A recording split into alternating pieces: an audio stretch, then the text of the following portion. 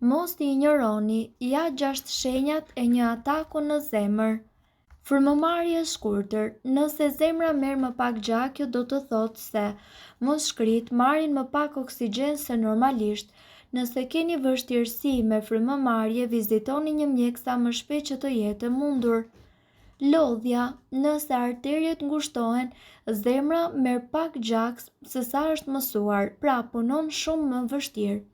Ligështia. Në qoftë se trupi është dobësuar, pra do me thënë ndjeni dobësi, kjo ndodh sepse arteriet bëhen të ngushta në moment dhe nuk lejojnë që gjaku të qarkullojë si duhet.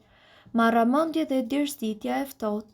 Qarkullimi i dobët është fajtor për kufizimin e rrjedhjes së gjakut në tru dhe kjo është shumë e rrezikshme për jetën.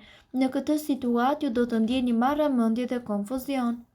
Nëse keni këto simptoma, ju mund të ndjeni dhe siklet në gjoks, dhimbje të vogël ose tension të lartë.